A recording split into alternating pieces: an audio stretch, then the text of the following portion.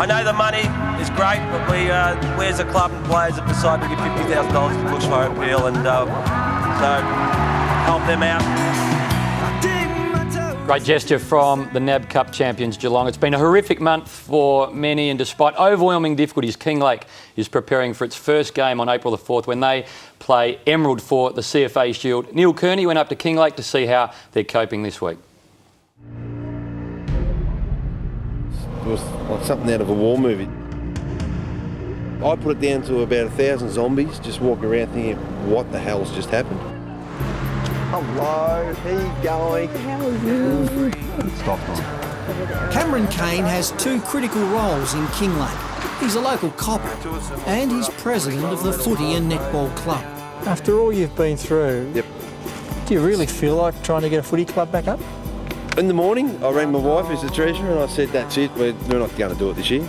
But then I was running into players on the Sunday after the fight, we've just got to do it, we've got to do it. So Why? What's the footy club? It's the whole community. It is the whole community.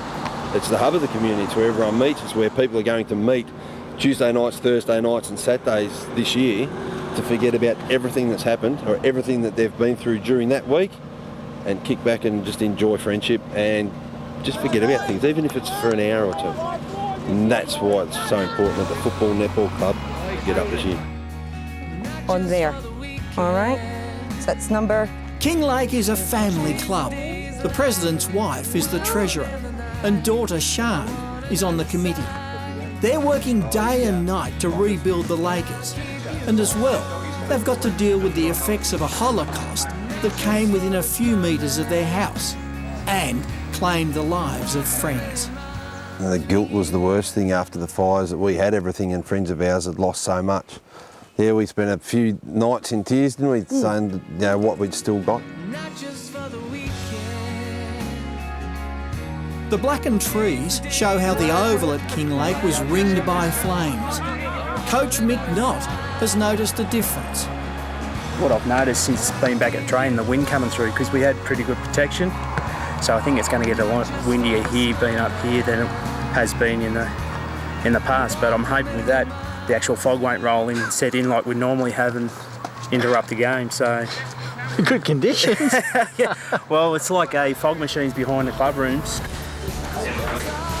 Cameron Caine is more than just club president. At age 37, he pitches in to play full forward for the Lakers seconds. And with all that's happened in recent weeks, Speedy Caine is a bit underdone.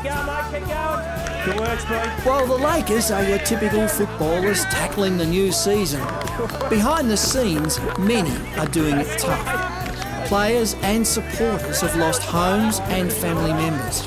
One player is sleeping in a horse float. And the netballers have lost their crew and are making do. They too are putting in the hard yards for the Lakers' first home game, which is for the CFA Trophy against Emerald on April the 4th.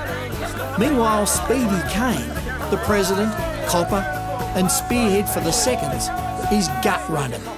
It's going to be a big season for the Lakers and he'll be a big part of it. Oh, too much for an old fella. Should be up there drinking.